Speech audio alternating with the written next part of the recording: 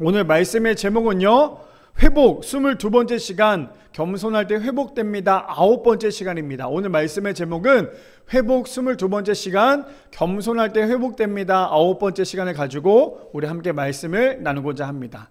사실 오늘 말씀을 준비하고 또 예배를 준비하면서 아까 전에 제가 예배 전에도 잠깐 얘기했지만 어저께도 그렇고 오늘 아침에도 그렇고 이 스피커에서 빠바바바박 이런 소리가 났어요. 그래서 계속 마음이 너무너무 마음이 졸였어요. 사실 지금 온라인으로도 예배를 드리고 계신 분들도 있는데 오늘 그래서 저희가 또 이 화면을 맞추다 보니까 원래 처음에 시작하는 5분 그 찬양 같이 원래 소리가 나가잖아요. 근데 오늘은 그냥 바로 찬양이 나갔다는 점 좀 이해해 주시면 감사하겠습니다. 그래서 오늘 너무나 감사하게 아직까지는 어떠한 잡음이 들리지 않아서요, 오늘 예배 끝나고 난 다음에 들리는 건 어쩔 수 없지만 예배 가운데 정말 집중할 수 있는 하나님의 은혜가 주어지기를 축복합니다. 그래서 오늘 이 말씀 들어가기 전에요, 저는 이 말씀 오늘 우리 성도님이 아마 되게 많이 들어봤던 말씀이기도 해요. 이 야고보서 말씀을 너무 많이 들었죠. 그리고 제가 저번에도 한번 이 말씀을 인용하면서 제가 예전에 사역했던 교회에 대한 이야기도 좀 나눴던 것 같아요. 그걸 다시 한 번 더 끄집어 보면 그렇습니다. 제가 예전에 대전에 있을 때 한 교구를 맡아서 같이 사역을 했는데, 교구를 맡아서 사역을 해보니까요, 매주 화요일마다 성경 공부를 했어요. 그래서 매주 화요일마다 모여서 여성분들, 여자 집사님들만 모여서 성경 공부를 했는데, 그 중에 다 믿음이 좋으신 분들만 있었던 건 아니었어요. 이제 시작하는 그런 분들도 있었다는 거예요. 그럼에도 불구하고 매주마다 화요일마다 10시부터 2시까지 했거든요. 그러니까 굉장히 오래 했잖아요. 그렇죠? 10시부터 2시까지 했다는 건 10시에 모여서 성경 공부를 하면서 말씀을 나누고, 그 말씀을 나누고 난 다음에 점심까지 또 커피까지 마시니까 그게 딱 오후 2시쯤이면 끝나더라는 거예요. 근데 그 오랜 시간인데도 불구하고 성도님들이 화요일날 항상 오셔서 같이 말씀을 나누셨어요. 근데 말씀을 나누다가 한 분이 딱 저희가 그런 얘기를 하는 거예요. 목사님, 저는 말씀을 그렇게 매주 화요일마다 성경 공부를 하는데 말씀을 듣고 있는데 아직도 하나님이 믿어지지가 않아요. 어떻게 하면 내가 하나님을 믿을 수 있을까요? 이제 조금 제 마음이 조금씩 열리는 것 같은데 아직도 저는 하나님이 살아있는지 안 살아있는지 잘 모르겠어요 라고 저에게 이야기를 했어요. 그러니 저희 마음이 어땠을 것 같으세요? 지금 생각을 해보면 그게 참 은혜였다는 거예요. 왜냐하면 말씀을 들었을 때요, 제일 안타까운 것 중에 하나가 뭔지 아세요? 말씀을 듣고 나는 그 말씀을 다 이해하고 다 믿습니다 라고 얘기하지만, 생각을 하고 있고 그런 표정을 짓고 있지만 내 마음에는 아직도 믿지 못한다는 거, 그게 가장 안타까운 거거든요. 근데 그분은 사람들이 많은데도 불구하고 저희가 그런 얘기를 했다는 건 정말 용기가 아니고서는 얘기할 수 없는 거잖아요. 근데 그분이 저에게 그런 얘기를 하는 거예요. 그러니까 집사님들, 주변에 있는 집사님들이 얼마나 안타까워했겠어요. 그러면서 그 집사님에게 제가 오늘 이 본문에 나눴던 야고보서 4장 8절 말씀을 제가 이야기해 드렸어요. 그게 뭐였냐면 이런 얘기죠. 하나님을 가까이 하라. 그러면 하나님도 가까이 하시리라. 두 마음을 품은 자들아, 마음을 성결하게 하라. 그 말씀을 제가 이야기를 해줬어요. 무슨 말이냐? 왜 우리가 하나님을 믿지 못합니까? 왜 우리가 하나님께 더욱더 가까이 하지 못합니까? 답은 하나예요. 하나님 말고요, 또 다른 마음을 품고 있기 때문이에요. 하나님만 마음을 품어야 되는데, 우리가 예배 시간도 마찬가지거든요. 우리가 신앙생활도 마찬가지예요. 교회는 열심히 다니지만 왜 우리가 하나님의 은혜를 경험하지 못합니까? 왜 우리가 신앙생활을 열심히 하고 매주마다 예배를 드리고 있는데도 불구하고 왜 우리가 아직도 하나님이 어떤 분인지를 깨닫지 못하고 있을까요? 그거의 답은 하나거든요. 내가 믿음이 없어서, 물론 그것도 있겠지만 더 큰 건 뭐냐면 하나님과 다른 마음을 또 품고 있기 때문이에요. 하나님의 마음만 품어야 되는데 하나님의 마음만 아니라 다른 마음도 품다 보니까요, 하나님이 어떤 분인지 우리가 제대로 알 수가 없다라는 거예요. 우리가 신앙생활이라는 게 뭐예요? 매주마다 강조하죠. 신앙생활이 무엇입니까? 하나님의 뜻대로 살아가는 거예요. 근데 하나님의 뜻대로 살아가지 않는 이유가 뭡니까? 하나님 마음뿐만 아니라 다른 마음도 품고 있기 때문이에요. 우리가 이걸 정말 조심히 해야 돼요. 신앙생활 10년, 20년, 30년, 50년, 60년 중요한 게 아니에요. 신앙생활 오래 했다고 중요한 게 아니라 신앙생활 오래 했어도요, 여전히 두 마음을 품으신 분들이 너무나 많아요. 교회에서 왜 상처받아요? 그런 말들 많이 하잖아요. 저는 목사님 때문에 상처받아서 교회를 떠나요. 그 마음을 들으면 얼마나 마음이 아픈지 몰라요. 그러고 난 다음에 아예 교회를 나오지 않아요. 저는 목사님, 저는요 그때 그 교회 집사님 때문에 교회를 다니지 않아요. 이제 교회 나오지 않은 장기 결석자를 만나다 보면 그런 얘기를 하잖아요. 왜 교회를 안 나오세요? 나오셔야죠 라고 얘기하면, 저는 교회에서 받은 상처가 너무나도 커요. 그래서 저는 교회 나가고 싶지도 않아요. 어떻게 생각하세요, 성도님들? 상처를 준 사람이 잘못된 걸까요? 상처를 받은 사람이 잘못된 걸까요? 우리가 이걸 깊이 생각을 해보면요, 너무나 안타까운 건 사람 때문에 상처받아서 교회를 나오지 않는다? 물론 그럴 수도 있어요. 근데 더 중요한 건 뭔지 아세요? 그럼 다른 교회라도 가야죠. 내가 하나님을 믿고 있다면. 근데 내가 하나님을 믿고 있는 게 아니라 그냥 사람들과의 그 어울리는 예배가 좋으니까 그 사람으로부터, 목사님으로부터 상처를 받으니까 교회를 떠나서 교회를 나오지 않잖아요. 그럼 도대체 뭘 두고 예배를 드린 걸까요? 목사님을 보고 예배를 드린 걸까요? 사람들을 보고 예배를 드린 걸까요? 그래서 우리가 신앙을 바로 잡아야 한다는 거예요. 우리가 자꾸만 두 마음을 품는 이유가 바로 이거거든요. 교회에서 상처를 받으면 다른 교회 가야죠. 하나님 계시잖아요. 근데 다른 교회도 안 가요. 오랫동안 교회를 나가지 않아요. 교회에서 상처받는 게 너무나 커서. 물론 상처를 준 사람들도 잘못된 거죠. 근데 중요한 건 뭐냐면요, 교회에서 상처를 안 받는 방법은 딱 하나예요. 사람 보지 마시고 하나님 보셔야 돼요. 하나님 보셔야지만 내가 혹 이 교회에서 상처를 받는다 할지라도 다른 교회 가서 신앙생활 할 수 있다라는 거예요. 근데 자꾸만 하나님이 아니라 교회 안에 그 분위기와 그 교회 안에서의 예배만 자꾸만 생각을 하다 보니까요, 그러다 보니까 그 사람들로 인해 상처를 받으면 교회를 나오지 않아요. 그럼 하나님을 믿은 게 아니잖아요. 그 마음을 볼 때마다 얼마나 마음이 아픈지 몰라요. 그래서 제가 그 집사님에게 그래서 결론은 그렇게 얘기했어요. 집사님, 생각해 보세요. 하나님만 믿고 계세요? 아니면 다른 마음도 품으셨어요? 그때 그 집사님의 답은 그거였어요. 맞네요, 목사님. 제가 하나님도 믿는다고 했지만 의심도 같이 믿었네요. 이것이 현실이라는 거예요. 저는 그 초신자였던 그 집사님의 말에 굉장히 전 도전이 됐어요. 나는 목사인데 나는 과연 저러한 믿음을 가지고 있을까? 나는 무조건 믿으면 된다라고만 얘기하고 있지만 믿어지지 않는 사람을 우리가 사실은 설득시킬 수는 없어요. 그렇죠? 하나님이 보이지 않는데 어떻게 믿습니까? 그러니까 하나님이신 거예요. 우리가 하나님을 다 얘기한다, 하나님이 어떤 분인지를 우리가 다 얘기한다면 하나님은요, 유한하신 분이세요. 근데 우리가 하나님을 다 얘기하지 못하는 이유가 무엇입니까? 하나님은 무한하신 분이시기 때문이라는 거예요.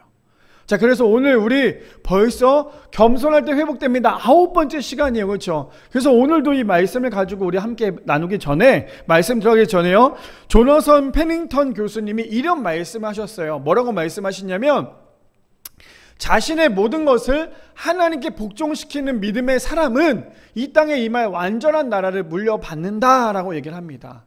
저 말씀을 우리 묵상해 보면 너무너무나 귀하죠. 뭐라고 얘기합니까? 자신의 모든 것을 하나님께 복종시키는 믿음의 사람이에요. 근데 우리 성도님도 한번 생각해 보세요. 정말 진정으로 하나님 앞에 복종시키며 살아가고 있으십니까? 정말 하나님 앞에 내 모든 것을 완전히 복종시키며 살아가고 계시냐는 거예요. 하나님 앞에 완전히 복종시키는 믿음의 사람은요, 이 땅에 임할 완전한 나라를 물려받는데요. 그게 무엇이요? 잘 먹고 잘 사는 거요? 아니에요. 완전한 나라라는 건요, 내가 하나님을 믿는 하나님의 나라. 우리가 죽어야지만 천국에 간다고 하지만 지금 우리가 하나님 앞에 신앙생활하고 있는 이 순간도 우리는 천국이라는 거예요. 그러니 하나님 앞에 우리는 뭐 해야 됩니까? 완전히 복종시키고 하나님 앞에 완전한 믿음의 사람이 되어야 된다는 거예요. 바라기는 우리 모든 성도님들, 오늘 말씀처럼 우리가 겸손해져야 회복되어지는 것처럼 하나님 앞에 완전히 복종되어 정말 믿음의 사람이 되어서 이 땅에 임할 완전한 나라를 물려받을 수 있는 우리 모든 성도님들 되시기를 축복합니다. 자, 그래서 오늘 말씀의 제목, 회복 22번째 시간, 겸손할 때 회복됩니다. 9번째 시간을 가지고 우리 함께 말씀을 세 가지로 나누기를 원하는데요, 가장 첫 번째입니다. 이렇게 시작합니다. 하나님을 가까이 해야 한다라는 거예요. 첫 번째, 하나님을 가까이 해야 합니다. 우리 본문을 볼까요? 본문 우리 다 읽어야 되지만 그 중에서 제가 저렇게 노란색으로 색칠한 거 오늘 첫 번째입니다. 자, 8절에 보니까 이렇게 시작합니다. 하나님을 가까이 하라, 그리하면 너희를 가까이 하시리라 라고 시작을 합니다. 자, 그래도 우리 성도님들 하나님을 가까이 하고 계십니까? 하나님을 정말 우리의 인생 가운데 가까이 하고 계시나요? 정말 내 인생 가운데 하나님이 가장 우선순위가 되신가요? 하나님이 가장 우리의 인생 가운데 가까이 계신 분이 하나님이십니까? 저는 오늘 그래서 매번 제가 인용할 때마다 제가 너무나 좋아하는 성경의 인물 중 한 명인 바로 이 에녹에 대해서 함께 나누기를 원합니다. 자, 그래서 볼까요? 창세기 5장 24절 말씀해 보니까 이렇게 시작합니다. 에녹이 하나님과 동행하더니 하나님이 그를 데려가심으로 세상에 있지 아니하였더라. 성경에 보니까 에녹을 표시할 때 뭐라고 얘기하냐면요, 다른 얘기하지 않아요. 저 한 절로 에녹을 끝이 납니다. 에녹은 뭘 했고요, 이라고 얘기하지 않아요. 뭐라고 얘기합니까? 에녹이 누구와 동행했대요? 하나님과 동행하더니 하나님이 그를 데려가심으로 세상에 있지 아니하더라. 저는 우리 성도님들이, 우리가 물론 성경에 우리의 이야기를 넣을 수는 없지만 우리의 이야기가 성경의 인물과 같은 이야기가 될 줄 믿습니다. 그래서 우리가 이렇게 됐으면 좋겠어요. 저 에녹이란 이름이, 죄송해요 우리 혜용 성도님, 혜용이가 하나님과 동행하더니 하나님이 그를 데려가심으로 세상에 있지 아니하였더라. 저는 이 말씀이 우리의 인생 가운데 말씀이 되기를 소망합니다. 저 말씀이 의미하는 것이 무엇입니까? 딱 하나예요. 에녹은요 딴짓하지 않았어요. 하나님을 가장 가까이 했어요. 제가 에녹을 가장 좋아했던 이유는 뭐냐면요, 에녹은 그냥 하나님과 동행하고 하나님을 가까이 하니까요, 하나님의 에녹을 어떻게 합니까? 죽지 않게 했어요. 우리 다음 주에 이제 죽음에 대해서 함께 나누겠지만 그 죽음 결국에 구원이에요. 근데 저 말씀에 보면 저 에녹이 어떠한 인물이었냐면요, 하나님을 기쁘시게 했던 인물이에요. 이제 히브리서에도 조금 이따 나오겠지만 에녹이라는 인물은요 그냥 하나님을 기쁘시게 했던 인물이에요. 그냥 하나님을 가까이 했던 인물이라는 거예요. 저렇게 하려면 어떻게 해야 되는 줄 아세요? 나의 것을 완전히 복종시켜야 돼요. 근데 우리 성도님들 내 거 완전히 복종시키셨나요? 저는 저 말씀을 읽을 때마다 항상 제 마음이 어떤 마음이냐면, 저도 지금 이렇게 말씀을 전하는 저로도요 굉장히 도전이 되지만 또 한편으로 굉장히 회개가 나와요. 어떤 거냐, 나도 일주일 동안 살면서 나에게 24시간이라는 시간이 주어지잖아요. 하루에 168시간이라는 시간이 주어진단 말이에요. 근데 그 168시간 중에 과연 나는 하나님과 얼마나 동행했을까? 나는 과연 한 주 동안에 살면서 하나님과 얼마나 동행하며 살았을까? 라는 생각을 해보니까요, 와, 내가 목사가 맞나라는 생각을 할 때가 참 많아요. 매주 토요일마다 교회 와서 말씀을 정리하고 PPT를 만들고 그 다음에 주일날 와서 앉아서 생각할 때마다 어떤 생각이 드냐면, 하나님 어떡하죠? 저 오늘도 이번 주도 하나님께서 은혜를 주시지 않으면 말씀을 전할 수가 없겠는데 어떻게 하죠? 매번마다 저는 강조하는 게 있어요. 하나님께 기도하는 게, 하나님 저요 오늘 강단에 내려와서 다시 기도합니다. 그 말씀을 묵상하면서 일주일 동안 정말 하나님과 동행하다가 다음 주에 하나님의 말씀 기가 막히게 전하게 해주세요. 근데 강단에 내려와서 또 저의 삶은 하나님과 동행하는 168시간이 아니라요, 어쩌면 168분도 하나님과 동행하지 않다라는 거예요. 목사인 저로서도 솔직한 고백이에요. 그렇다면 우리 성도님은 어떠세요? 성경 보는 시간이 기십니까? TV 보는 시간이 기십니까? 성경 보는 시간이 기십니까? 핸드폰 보는 시간이 기십니까? 기도하는 시간이 많으십니까? 아니면 사람들과 대화하는 시간이 더 많으십니까? 우리 이거 참 고민해 봐야 돼요. 제가 미라교회를 세우고 우리 개척 멤버들과 함께 예배를 드리면서 신앙생활을 할 때 어떤 생각을 했냐면요, 난 정말 우리 성도님들 정말 탄탄하게 신앙생활 했으면 좋겠다. 나조차도 탄탄하지 못하기 때문에 같이 탄탄했으면 좋겠다라는 생각을 정말 많이 했어요. 그래서 제가 매주마다 강조했던 건 뭐예요? 말씀 읽으셔야 돼요. 기도하셔야 돼요. 자, 그렇다면 우리가 지금 벌써 10개월이라는 시간이 지났어요. 그럼 우리 성도님들 10개월이라는 시간 지나면서 나는 과연 미라교회 처음 개척했을 때 멤버부터 지금까지 나의 삶이 변한 게 있을까? 한번 고민해 봤으면 좋겠어요. 근데 여전히 나는 예전 거에 버리지 못하고 예전 거랑 똑같이 살고 있다면요, 저 또한 너무나 안타까운 삶이 될 수밖에 없겠죠. 이제 다음 주면 제가 너무나 존경하는 목사님 교회가 이제 문을 닫게 돼요. 저희 아내랑 이제 그런 얘기를 했어요. 저희 아내가 뭐라고 얘기했냐면, 제가 너무나 마음이 기쁘기도 하고 또 마음이 안타까웠던 것 중에 하나가 뭐냐면, 그 교회가 문을 닫으면서 목사님이 이제 올해까지 온라인으로 이제 유튜브로 예배를 들으시려고 해요. 그런데 그런 이유가 뭐냐면, 제가 물어봤어요. 왜 그러시려고 해요 목사님이라고 물어봤더니, 한 성도가 나는 그 교회, 이제 교회가 없어지니까 교회를 나가지 못한다 할지라도 유튜브 예배는 꼭 드렸으면 좋겠어요 라고 얘기를 했대요. 한 분이. 우리 성도님들 어떻게 생각하세요? 저는 그 얘기를 우리 아내랑 얘기하면서 저게 진짜 목회인데, 한 사람이 정말 하나님의 말씀을 듣고 싶어하는 저분이 있다면 저게 정말 목회인데. 어저께 저희 이제 아들 딸이랑 같이 색칠 공부를 했어요. 밤에 색칠 공부를 하면서 이제 저희 둘째 아들이 아빠 내가 아빠 교회 그려줄게 이렇게 하면서, 뭐 그림은 그리진 않았겠죠. 이제 첫째 딸 유리는 그림을 그렸어요. 십자가 모양도 하고 뭐 집처럼 해서 교회라고 했는데, 또 우리 둘째 윤희는 이제 5층짜리 건물에다가 그 위에다 이제 십자가를 그리고면서 이게 교회라고 얘기를 하면서, 그래서 제가 얘기했어요. 그러면 아빠 교회는 5층짜리 교회네 라고 했더니, 아니 거기 앞에 3층 있잖아. 3층. 우리 교회가 지금 3층이잖아요. 그렇죠? 3층만 이렇게 색칠을 해요. 그래서 제가 물어봤어요. 왜 3층에다 색칠해? 그랬더니 불이 켜면 불이 밝아지잖아요. 그러니까 그 3층에만 불을 킨 거예요. 교회가 켜졌다고. 근데 그 말씀을 보면서 제가 어떤 생각이 들었냐면 그 생각이 갑자기 문득 들었어요. 제가 얼마나, 그거 아시죠? 신앙생활에 번아웃이 왔을 때 우리가 해야 될 것 중에 가장 큰 건 뭔지 아세요? 제가 어제 그걸 다시 한번 깨달았어요. 색칠하면서. 내가 지금 신앙생활에 번아웃이 왔나? 목회할 때 번아웃이 왔나?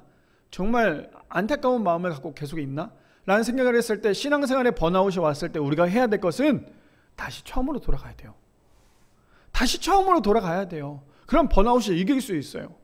근데 그 번아웃을 이기려고 계속 앞만 보고 가다 보면요, 번아웃을 이길 수가 없어요. 근데 그 번아웃을 이길 수 있는 방법은 다시 처음으로 돌아가는 거예요. 그래서 제 마음이 어땠냐면, 우리 아이가 5층짜리 건물을 색칠을 하면서 저희가 얘기했지만, 저는 어떤 생각이 들어요? 맞아. 교회는 큰 게 중요한 게 아니라 성도들이 많이 오는 게 더 중요하지.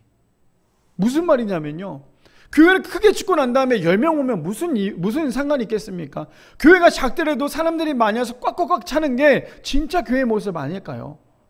한국교회가 많이 무너지고 많이 부도가 난 이유가 뭐, 하물며 한국교회들이 부도가 나니까 이단들이 그 교회들을 다 사가고 있어요. 왜 그렇습니까? 지금 100명에서 200명 부흥됐다고 교회를 좀 힘들게 건축을 해버려요. 빚을 갚지 못하잖아요. 교회를 멋지게 지어요. 천석을 지었어요. 성도는 200명밖에 오지 않았는데 1000명 올 거라고 생각을 하고, 근데 교회를 건축하고 나니까 200명의 성도가 더 늘까요? 아니요, 늘지 않았어요. 그러니까 그 교회가 문을 닫아요. 그게 진짜 교회일까요? 물론 우리 교회가 지금 크지 않아서 이런 얘기를 할 수 있다 하겠지만, 제가 처음에 우리 성도님들에게 얘기했던 것도 그거예요. 우리는 성도님들이 많이 는다고 해서 교회를 막 더 넓히는 게 아니라 예배 시간을 더 늘리면 되지 않을까요? 라고 얘기했었어요. 기억나시죠? 제가 왜 오늘 갑자기 이런 말씀을 갖고 시작을 하냐면, 하나님을 가까이 하지 않으니까요, 결국에는 우리의 신앙 가운데 번아웃이 오더라는 거예요. 처음으로 돌아갈 힘이 없다라는 거예요.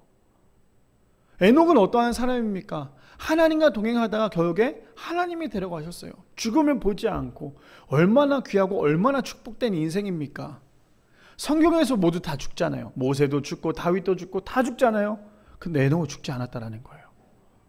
자, 그뿐 아닙니다. 누가복음 8장 11절에서 15절에 보니까 오늘 이 말씀이 조금 포인트긴 해요. 자, 이 비유는 이러하니라. 씨는 하나님의 말씀이에요. 길가에 있다는 것은 말씀을 듣는 사람이에요. 이에 마귀가 가서 그들이 믿음을 구원을 얻지 못하게 하려 말씀을 그 마음에서 빼앗는 것이요. 무슨 말인 줄 아시겠죠? 하나님의 말씀을 듣는 우리를 비유해보자면, 자, 저 말씀이 지금 우리 상태, 우리 성도님들의 상태를 비유할 거예요. 지금 우리는 하나님의 말씀을 듣고 있어요. 그렇죠? 그럼에도 불구하고 하나님의 말씀을 듣지 못하게 하는 마귀가 있다라는 거예요.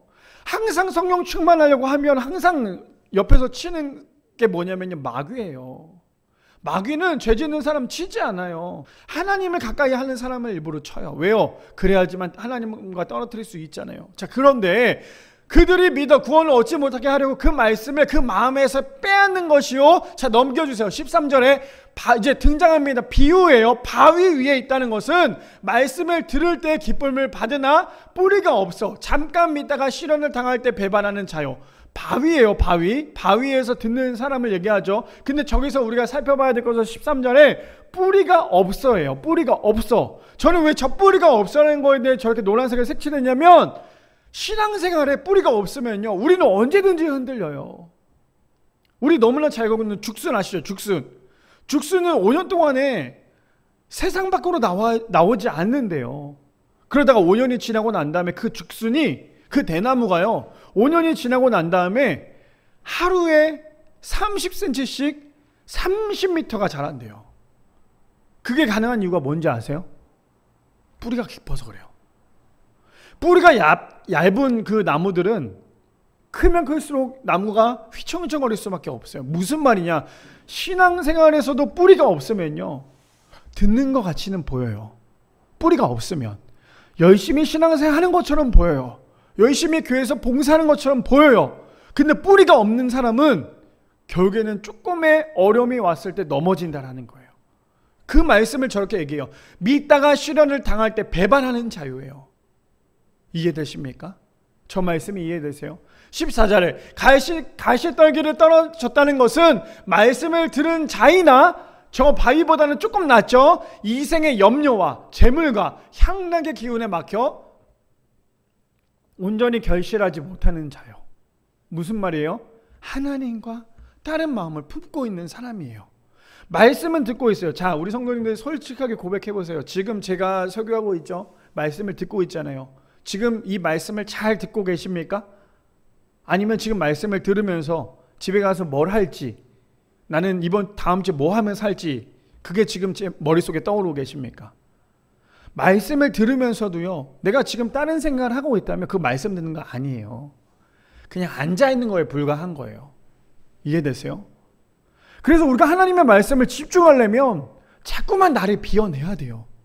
자꾸만 내 안에 나의 생각과 나의 모든 것을 다 비워내야지만 하나님의 말씀이 내 안에 들어올 수 있는 거예요. 근데 자꾸만 내 머릿속에 있는 잡생각들이나 이런 것들 비워내지 못하니까 예배 시간만 되면 졸립지, 다른 생각만 하고 있지, 하물며 이제 조금 있으면 점심시간이니까 점심에 뭘 먹어야 될지 고민하고 있지. 이게 사람의 생각이에요. 똑같거든요. 이 생의 염려와 재물과 향락의 기운에 막혀 온전히 결실하지 못하는 자예요. 그리고 마지막 15절에 이렇게 얘기하죠. 그런데 반대로예요. 좋은 땅에 있다는 것은 착하고 좋은 마음으로 말씀을 듣고 지키어 인내로 결신하는 자니라. 저는 저 좋은 땅이 우리 성도님들의 마음의 밭이 될 줄 믿습니다. 저 좋은 땅이 다른 것이 아니라 우리 성도님들의 좋은 마음의 밭이 될 줄 믿습니다. 그래서 제가 누가복음 8장 말씀 11절에서 15절 말씀을 했죠. 두 번째는요, 저 말씀의 원래 첫 번째였던 그 씨에 대해서 이야기를 하려고 합니다. 자, 그리고 마지막 잠언 8장 17절에 이렇게 얘기합니다. 나를 사랑하는 자들이 나의 사랑을 입으며 나를 간절히 찾는 자가 나를 만날 것이뇨. 바라기는 우리 모든 성도님들 하나님을 만나기를 간절히 찾는 우리 모든 성도님들 되시기를 축복합니다. 하나님을 간절히 찾아야지만 하나님께서 우리를 간절히 찾으신대요. 그런데 우리가 하나님을 간절히 찾지 않다 보니까, 하나님을 가까이 하지 않다 보니까요, 하나님을 만날 수가 없는 거예요. 이렇게 살다가 천국 갔으면 얼마나 부끄러워요. 하나님이 너 지상에서 뭐 했니? 라고 물어보면, 하나님 저 평일날 너무 피곤해서 주일날 졸다가 왔어요. 그럼 하나님은 아이고 착하고 충성된 종아라고 얘기할까요? 너 일주일에 한 번밖에 드리지 않는 그 예배도 제대로 드리지 못했는데 네가 뭐하러 천국에 왔니? 그냥 지옥에나 가지. 그러시지 않을까요? 그래서 믿음은요, 신앙생활은 제대로 해야 돼요. 일주일에 한 번밖에 되지 않는 이 예배도 대충 드린다면 이 예배의 의미가 없어요.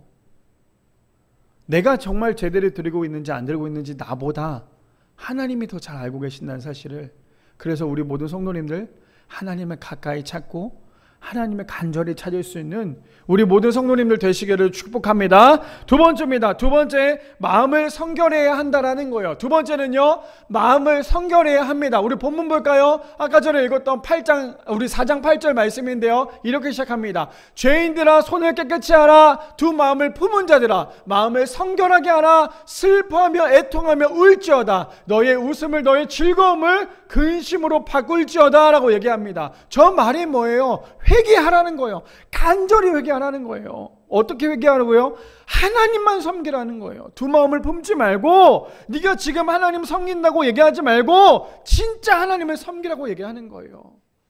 그러니까 뭐라 그래요? 죄인들아 손을 깨끗이 하라. 두 마음을 품은 자들아 마음을 성결하게 하라. 뭐예요? 마음을 깨끗하게 하고 성숙하게 하나님 앞에 나아가라. 지금 얘기하고 있는 게 아닐까요? 그렇다면 우리 성도님들 정말 우리의 마음이 성결하십니까?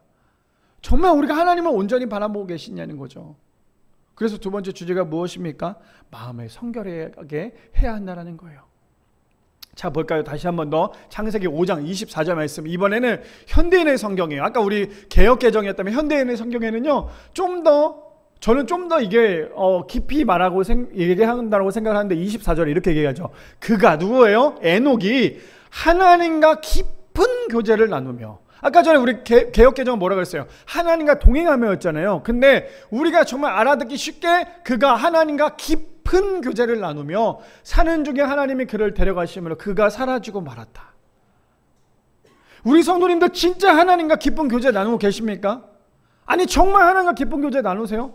아 정말 하나님과 깊은 교제 나누고 계십니까? 그냥 말로만 내가 하나님 믿는다는 게 아니라 하나님과 깊은 교제 나누셔야 돼요. 하나님과 깊은 교제를 나눈다는 건 뭐냐면요, 자 아까 제가 말씀드렸죠. 이 스피커에서 뻑뻑뻑 소리 날까봐 걱정된다고. 하나님과 깊은 교제를 나눴다는 건 우리 이렇게 한번 비유해보면 너무 쉬울 것 같아요. 세상에는 소음이 참 많죠. 근데 하나님의 말씀에 귀를 기울였던 이 에녹은 하나님이 무엇을 하면 좋아하시는지, 하나님께서 원하시는 것이 무엇인지를 이 에녹은 너무나 잘 들었을 거예요. 그렇죠? 근데 우리가 한번 입장을 바꿔 생각해 볼까요? 우리가 한 주를 살아가면서 세상의 소음과 하나님의 말씀을 들었을 때 우리는 어디에 더 귀가 기울여지고 계신가요? 세상의 소음일까요? 아니면 하나님의 말씀일까요? 저는 저기서 나오는 에녹은 세상의 소음을 듣기보다는 하나님의 말씀을 더 듣고 있지 않았을까요?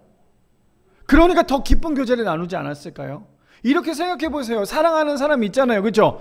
사랑하는 사람이 있는데 그 사랑하는 사람과 대화를 하고 있어요. 옆에서 뭐라고 한들 그 소리가 들릴까요? 들리세요? 사랑하는 사람과 대화를 하고 있어요. 그 사랑하는 사람의 대상자가 배우자일 수도 있고 자녀일 수도 있고 손자, 손녀일 수도 있어요. 사랑하는 사람과 대화를 하고 있는데 옆에서 누가 뭐라 하는데 그 소리가 들리십니까? 안 들려요. 왜 안 들립니까? 사랑하는 사람의 목소리를 더 들으려고. 제가 어저께 교회에 오려고 오는데 제 앞에 이제 그 스크린에 물방울이 하나 떨어졌어요. 떨어졌는데 그 스크린에 어떤 물방울, 저도 깜짝 놀랐어요. 제가 그렇게 감성적인 줄 몰랐어요. 물방울에 뭐가 떨어져 있었냐면 물방울이 뚝 떨어졌는데 그 이제 교회까지 오려고 달리다 보니까 그 물방울이 하트 모양으로 이렇게 바뀌어 있는 거예요. 그럼 저는 또 나름 그게 너무 이뻐서 사진을 찍었죠. 그리고 저희 아내한테 보냈어요. 저희 아내한테 보내면 보통이라고 하면 우리 아내는 보통 이상이니까 아니죠. 보통 그냥 일반 여정이었다면 그 하트의 모습을 보고 난 다음에 뭐라고 얘기할까요? 아 진짜 우리 남편 너무 로맨티스틱하다, 너무너무 멋지다, 막 이렇게 감동받을 거 아니에요? 근데 제가 보냈어요. 근데 저희 아내가 뭐라는 줄 알아요? 이 뭐야? 뭘 보낸 거야 도대체? 그래서 이거 잘 봐봐. 제가 뭐라 그랬냐면 여기에 그 숨은 그림이 있는데 숨은 그림을 한번 찾아봐 뭔지 그랬어요. 저는 보였거든요. 살짝 확대만 하면 그게 하트 모양인지 보였어요. 그래서 저희 아내한테 보냈죠. 숨은 그림을 찾아봐라고 했더니 그게 뭔데? 그래서 내가 확대해서 봐봐 했더니 아무것도 안 보인다고. 뭔데? 얘기를 해 그냥. 얘기하는 거 저한테. 그래서 제가 지하에 와서 빛을 밝혀서 다시 사진을 찍었더니 하트 모양이 되게 이쁘게 나왔어요. 이 모양이야 라고 얘기해서 그랬더니 저희 아내가 뭐라 그랬냐면 근데 참 복된 여성이에요. 그렇죠? 복된 여성. 아니 이게 제가 우리 아내를 뭐라고 얘기하려고 하는 게 아니라 사랑하면요 그냥 모든 걸 다 주고 싶고 다 보여주고 싶고 듣고 싶고 얘기하고 싶은 게 사랑하는 사람의 관계예요. 뭔 말인지 이해되세요? 하나님과 에녹은 지금 그런 관계라는 거예요. 하나님과 에녹은 그런 관계니까요. 저기서 뭐라 그래요? 그가 하나님과 깊은 교제를 나눴다라고 얘기를 하잖아요. 그 깊은 교제는 그냥 안녕 인사하는 정도가 아니라요. 정말 그냥 나는 그 사람에게 완전히 빠져 있다라는 거예요. 아니 하나님의 에녹을 얼마나 사랑하시던지 에녹을 죽지 않게 했다라니까요. 사람이 죽는 이유가 무엇입니까? 다음 주에 얘기하겠지만 사람이 죽는 이유가 뭐예요? 죄잖아요. 원래 하나님께서 아담과 하와를 만들었을 때 죽게 하려고 한 게 아니었잖아요. 근데 아담과 하와가 죄를 짓잖아요. 그 죄로 인해서 그들이 죽잖아요. 근데 에녹이 죽지 않았다니까요. 왜요? 하나님의 애노가 얼마나 살아있겠어요. 그냥 이 성경 말씀을 계속 듣기보다 아니 세상의 소음을 계속 듣기보다 성경 말씀, 하나님의 말씀에 완전히 빠져 사는 이 에녹이 하나님께서 얼마나 이뻐하셨겠어요. 그러니 에녹의 마음은 당연히 성결해질 수밖에 없는 거예요.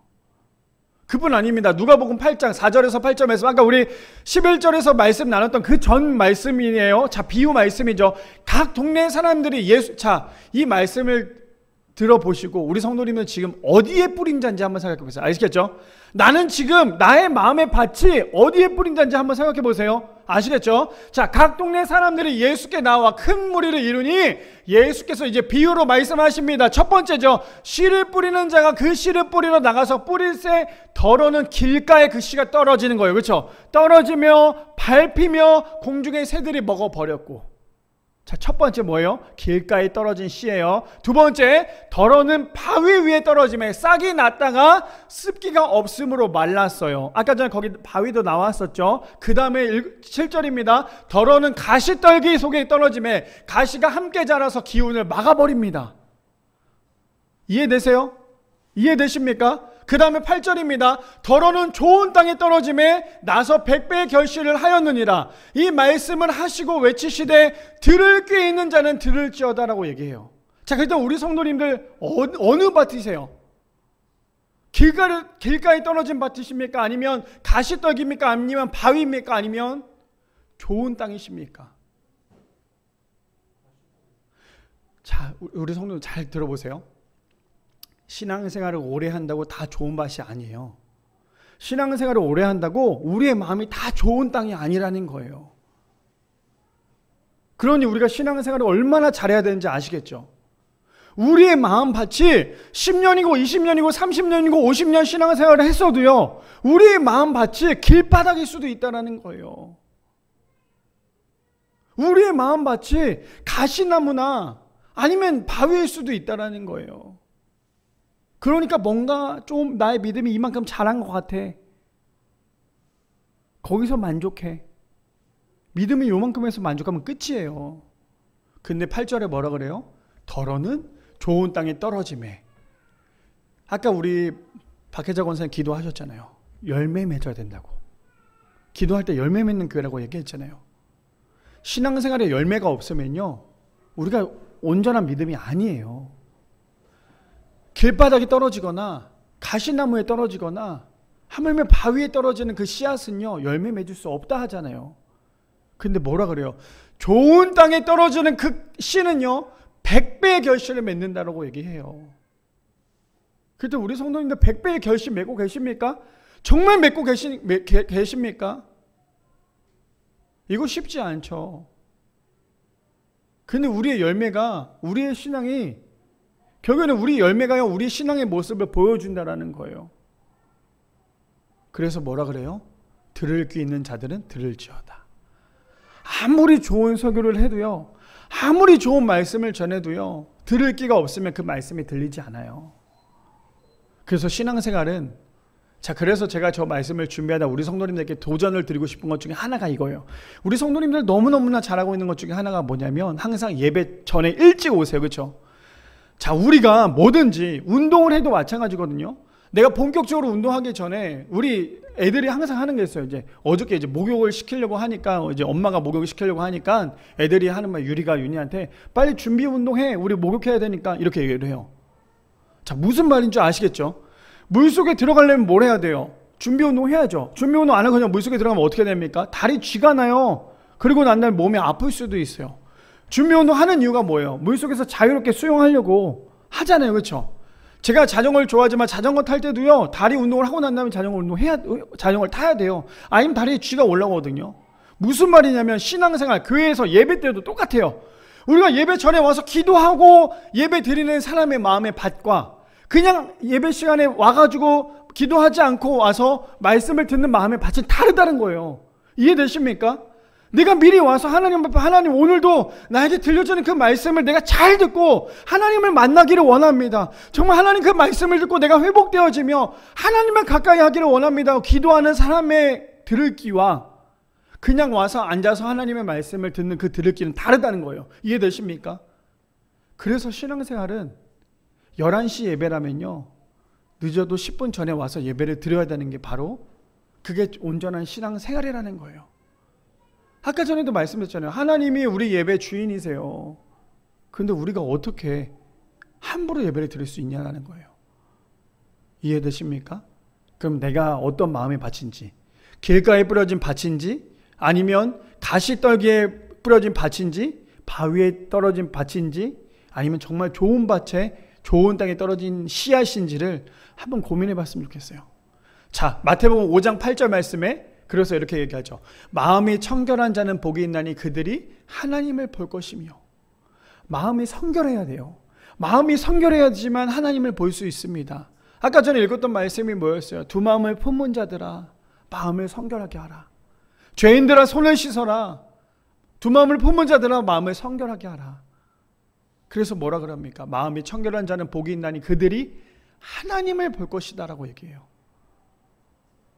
하나님이 보이지 않는 이유는 딱 하나라고 했죠. 무엇입니까? 하나님 말고 다른 마음을 품고 있기 때문이에요.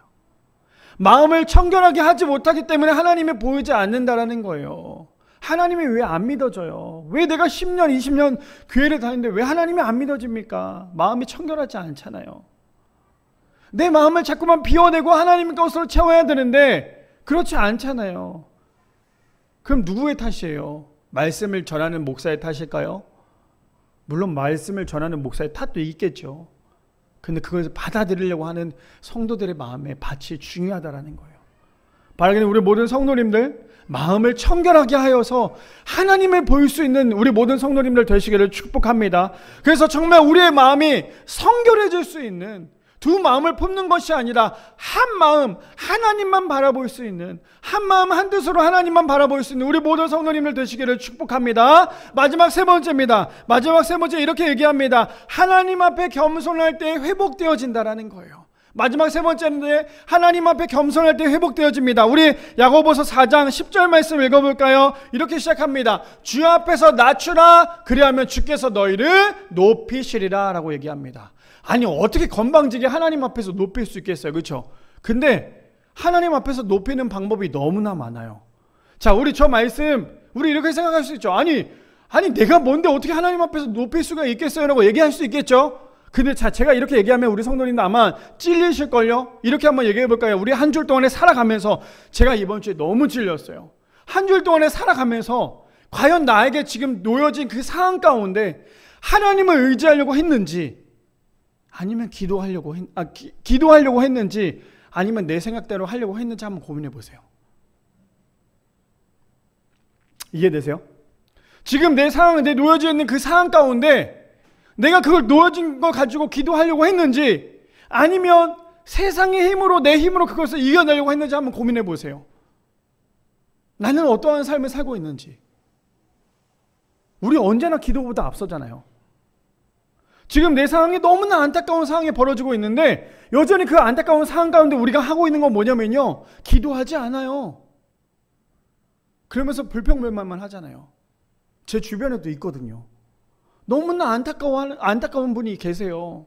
그분은 저랑 대화할 때마다 99%가 불만이에요. 불평불만이에요. 그래서 제가 항상 하는 말이 있어요. 기도 좀 하세요.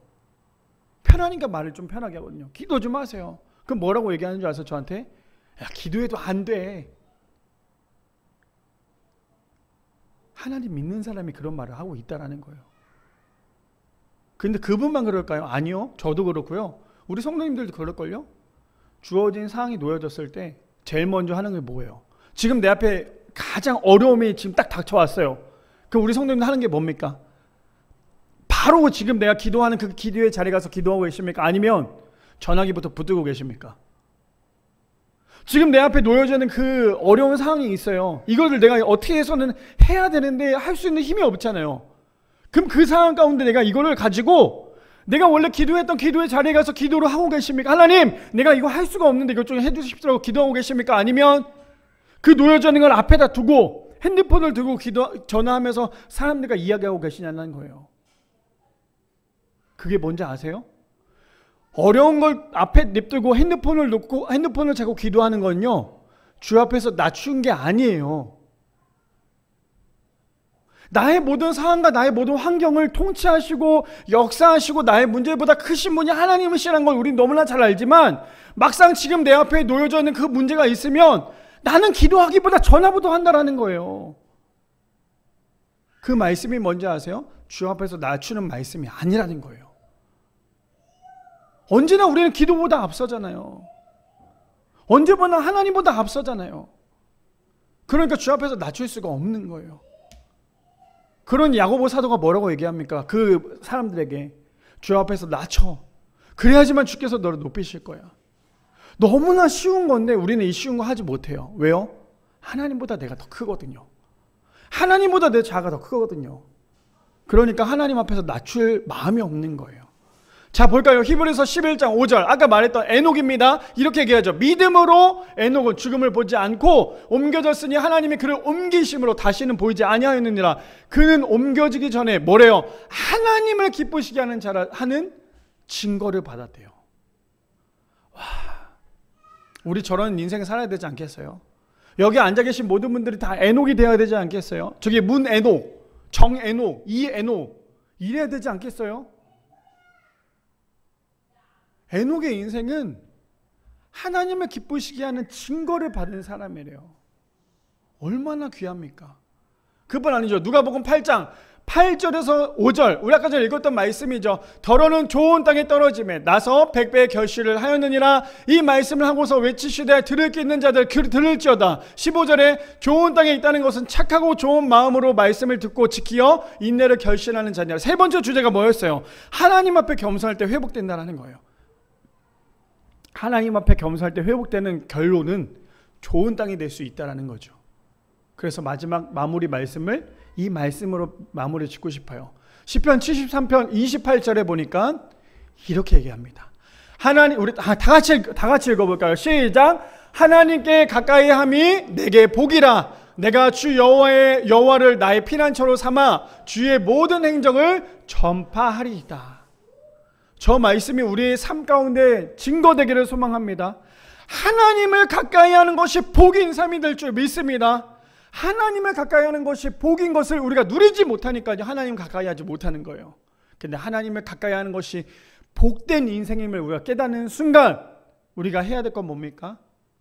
그 복된 인생을요, 남들에게 전하는 거예요.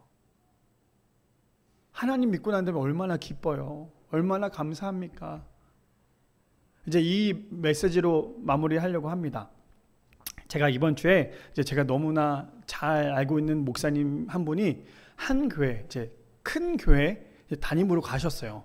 담임을 가셔서 그 목사님 이제 유튜브로 영상도 보고 이제 같이 예전에 중문에 있을 때도 얘기를 나눴었어요. 근데 그 영상을 보면서 제 마음이 어땠을 것 같으세요? 그 영상을 보는데 굉장히 커요. 침례교단에서도 거의 뭐 탑 안에 드는 교회에 담임으로 가셨어요. 저보다 2살밖에 차이 안 나는데 2살 형님이시거든요. 근데 엄청 큰 교회에 가셨어요, 담임으로. 근데 그걸 보고 난 다음에 제 마음이 어떠셨을 것 같으세요? 아, 너무너무 축하한다, 너무나 축복한다, 이 마음이었을까요? 솔직하게 말하면 아니에요. 배가 막 아팠어요. 아파서 그냥 몸이 아팠던 거. 오늘 탁생 먹고 올라왔거든요. 몸이 계속 아팠어요.